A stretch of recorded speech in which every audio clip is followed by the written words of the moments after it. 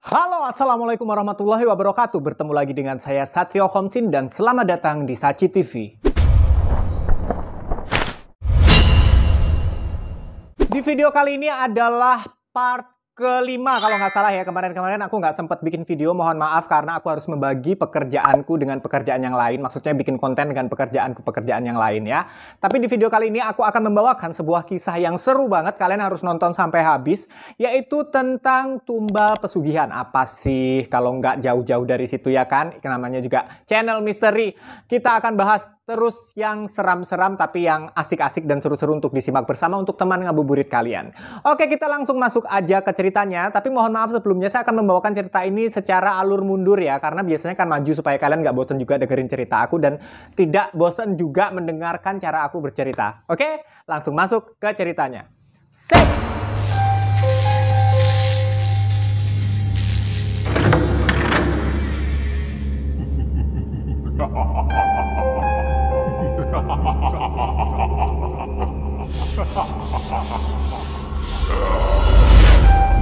Di video kali ini, di awal-awal aku akan bercerita tentang Niken, seorang balita berusia 4 tahun yang tiba-tiba demam tinggi. Ayahnya bernama Mujianto, ibunya bernama Ibu Rohma. Mereka ini menjaga Niken dengan sangat baik.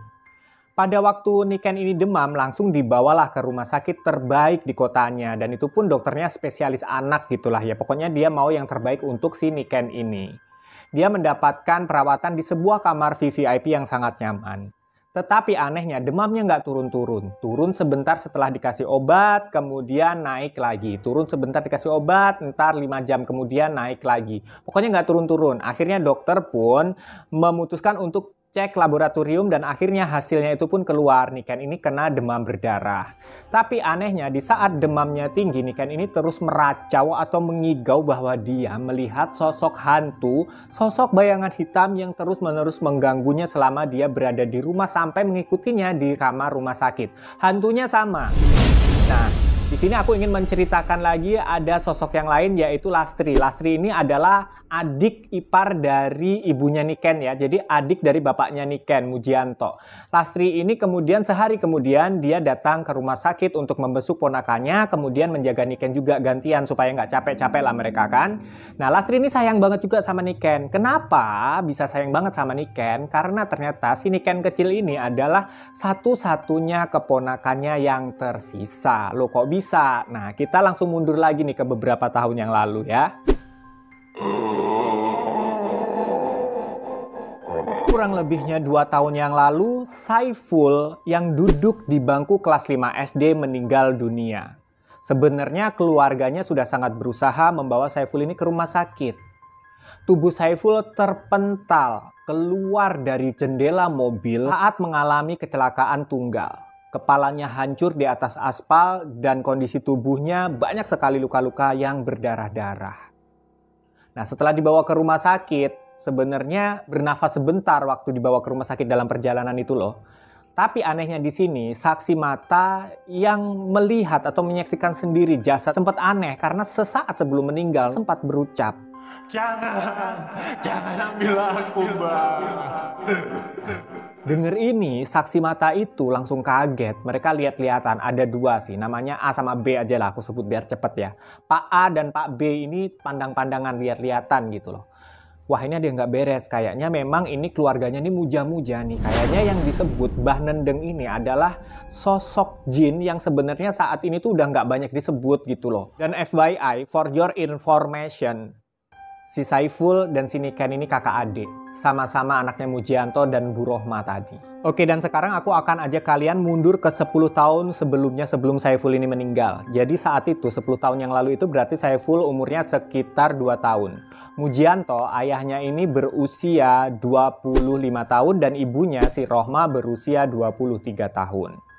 Saya ingin bercerita sedikit latar belakang tentang Mujianto si ayah ini ya. Dia ini seorang saudagar yang sangat mapan. Bisnisnya sangat sukses. Bahkan banyak sekali pedagang-pedagang kecil yang skalanya lebih kecil itu selalu mengambil barang atau kulakan ya istilahnya itu di tempatnya si Mujianto ini. Mujianto ini apapun dijual, semua barang dagangannya laku keras. Mulai dari beras, Sendal jepit, peralatan rumah tangga, sampai bumbu-bumbu dia jual. Bahkan si Mujianto ini memiliki 3 toko emas di 3 kota yang berbeda yang jaraknya itu tidak terlalu jauh. Jadi kayak misalkan Jakarta, Depok, Bekasi, nggak terlalu jauh kan, tapi di 3 kota yang berbeda. Sampai suatu hari di 10 tahun yang lalu ini mendadak bisnisnya atau usahanya ini sepi. Dan itu secara tiba-tiba. Mujianto menilai sepinya usahanya ini sebagai sesuatu gejala yang tidak wajar. Mujianto berpikir bahwa usahanya ada yang ngirim. Kemudian Mujianto menemui seorang paranormal atau dukun bernama Mbah Mo. Nah, ternyata si bisnisnya Mujianto dan Rahma ini kenapa bisa sukses? Sedari awal itu dikawal oleh si paranormal, si Mbah Mo ini. Jadi bisnisnya dia itu suksesnya juga karena jampe-jampe. Tapi kali ini Mbah Mo membenarkan dugaan Mujianto bahwa dia terkena kiriman santet untuk membangkrutkan usahanya. Kemudian Mbah Mo memberikan solusi. Karena ini ada yang mengirim santet, artinya untuk mengembalikan atau memulihkan kesuksesan, kelancaran bisnisnya Mujianto ini harus ada ritual kayak ruatan atau pembersihan diri dari santet. Kemudian juga akan ada ritual lanjutan untuk memulihkan kejayaannya lagi gitulah ya. Hingga pada suatu hari, Mbah Mo ini mengajak Mujianto, Rahma, dan almarhum Nono, sopirnya. Jadi kenapa almarhum? Kan Nono ini meninggal pada waktu Saiful meninggal ya. Pada waktu kecelakaan itu Nono yang bawa mobil, Nono meninggal di tempat, Saifulnya meninggal di perjalanan ke rumah sakit gitu ya. Oke, kita balik lagi. Jadi si Mbah Mo ini mengajak mereka bertiga, berempat dengan Mbah Mo ini untuk berritual di sebuah tempat. Yang konon katanya tempat tersebut adalah tempat di mana bersemayamnya Danyangan. Jadi buat kalian yang belum tahu Danyangan itu apa, Danyangan ini adalah, kalau setelah aku browsing dan cari tahu, Danyangan ini adalah sosok jin yang menjaga atau melindungi sebuah daerah. Biasanya jin itu bersemayam di tempat-tempat yang dianggap keramat di daerah tersebut, ya. Jadi mereka ini berritual di situ dan ternyata keilmuan dari Mbah Mo si dukun ini pun berasal dari si Danyangan desa ini.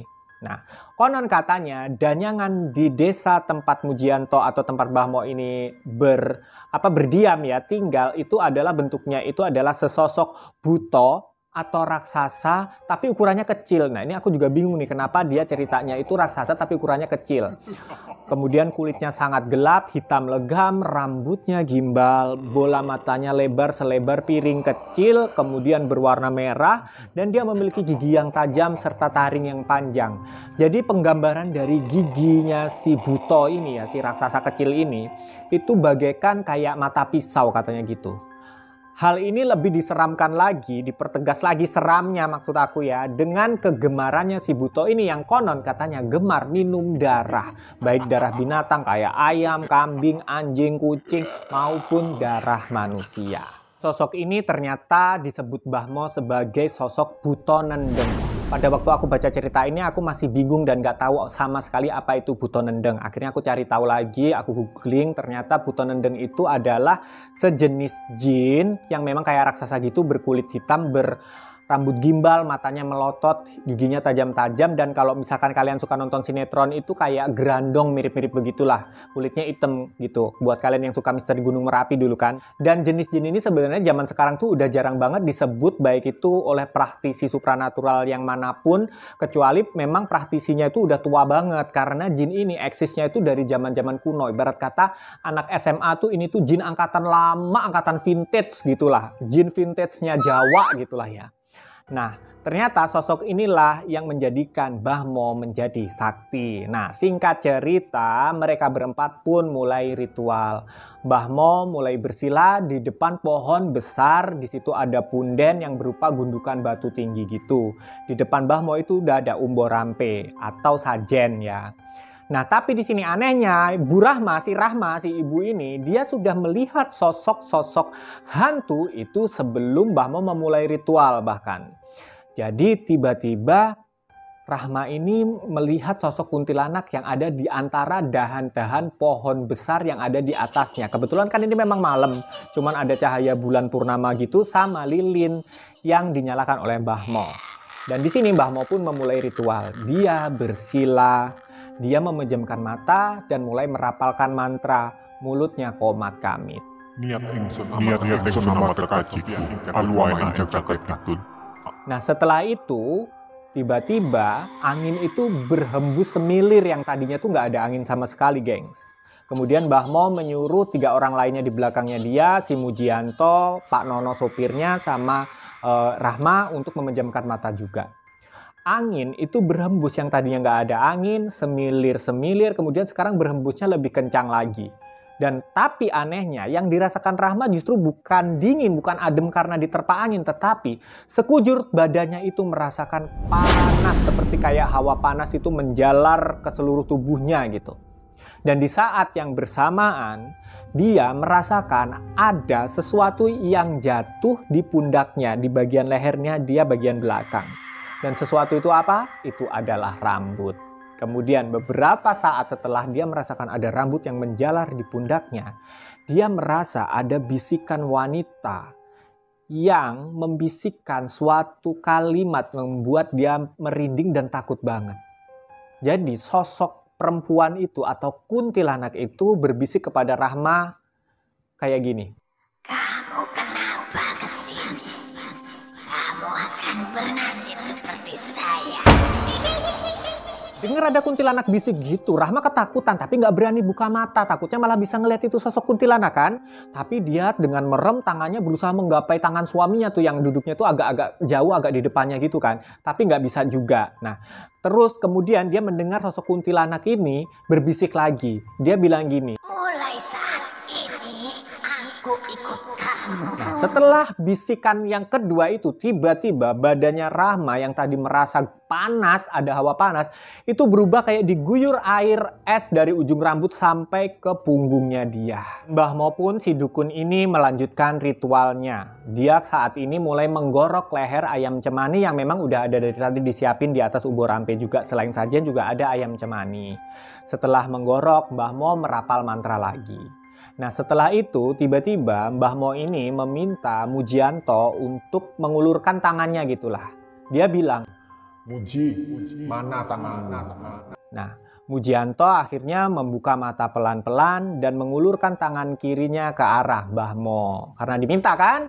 Tetapi di saat dia memejamkan matanya lagi, tiba-tiba dia merasakan ada sosok yang menggigit jari manisnya dia. Sembari dibarengi dengan suara erangan. Nah, Mujianto mendengar itu langsung penasaran kan. Dia kaget kemudian langsung membuka matanya. Nah di saat dia membuka matanya kagetnya bukan main. Dia melihat sosok Buto Nendong itu tepat di hadapannya Mbah Mo dengan memegang tangannya dia. Dan dia si Buto itu lagi apa? Lagi menghisap darahnya si Mujianto melalui ujung jari manisnya ini. Nah, konon katanya, kata Mbah Mo, si dukun, sosok Buto Nendeng inilah yang akan mendampingi bisnisnya Mujianto selanjutnya dan akan membawa bisnisnya Mujianto menjadi 100 kali lipat lebih sukses daripada sebelumnya dan juga membersihkan santet atau mengembalikan santet yang sedang diterima atau dialami oleh Mujianto ke 4 orang yang sengaja mengirimkan santet. Dalam hal ini adalah saingan bisnisnya. Benar aja gengs, singkatnya setelah ritual ini diadakan, nggak lama-lama, nggak nunggu sebulan, 11 hari aja, Mujianto ini bisnisnya berkembang pesat bahkan melebihi kesuksesan sebelumnya. Bisa dikatakan 10 kali lipat. Bahkan Mujianto ini bisa mengirimkan salah satu barang-barangnya dia itu, furniturnya dia tuh sampai keluar pulau, sampai ke negara tetangga gitu. Jadi semakin kaya dia setelah ritual ini. Sampai suatu hari, satu persatu karyawannya merasakan kejanggalan, yaitu mereka mulai diganggu oleh sosok penampakan si Buto Nendeng ini. Makan ada yang diganggu, pada waktu mereka sholat ada yang digangguin juga, dibikin lupa bacaan dan lain sebagainya. Pada waktu mereka bekerja, bahkan pada waktu mereka pulang kerja mau tutup toko itu mereka diganggu sama si sosok Buto ini. Dan gak cuma sampai di situ. Gangguan si Buto ini pun berlangsung hingga satu persatu anak dari Mujianto sakit dan kemudian ada yang meninggal, yaitu si Saiful dan kemudian sama si Baby Niken itu. Terakhir kali Baby Niken itu meninggal. Nah, melihat hal tersebut, adiknya si Lastri tadi, adiknya Mujianto, bilang apa ini bukan karena ritual yang pernah Emas lakukan. Nah, Rahma pun setuju. Tapi mau gimana lagi, nggak bisa dikembalikan karena sudah melakukan perjanjian dengan jin si Buto Nendeng ini. Dan pada waktu mau dinetralkan, perjanjiannya mau diputus, gimana mau diputus? Nggak bisa diputus karena Mbah Dukunnya, Mbah Mo ini sudah meninggal 3 tahun setelah perjanjian, setelah ritual tadi. 3 tahun kemudian Mbah Mo meninggal. Terima nasib saja Mujianto ya. Makanya hati-hati, kita tidak usah ikutan perjanjian-perjanjian karena kalau mengikuti aturan setan atau jin atau iblis, nggak ada yang gratis, pasti minta tumbal. Minimal darah, kalau nggak nyawa, kalau nggak jiwa. Ya. Terus gimana nasibnya? Nggak tahu. Ceritanya cuma sampai di situ aja yang aku terima. Menurut cerita dari temanku, anaknya 2 udah nggak ada. Dan jadi biasanya kalau udah seperti ini, tinggal menunggu aja si pelaku pesugihan ini yang diambil. Dan itu udah tumbal terakhir lah, baru ntar akan terhenti. Jadi dalam hal ini adalah mungkin Rahma dulu, kemudian Mujiantonya. Ya, semoga sehat-sehat selalu dan diampuni dosa-dosanya, dibukakan pintu hidayahnya. Thank you banget guys sudah mau nonton video ini sampai habis. Jangan lupa untuk like dan juga share ke teman-teman kamu. Jangan lupa subscribe-nya bagi yang belum. Dan saya Satrio di sini undur diri, sampai ketemu di konten berikutnya. Assalamualaikum warahmatullahi wabarakatuh. Selamat menjalankan ibadah puasa.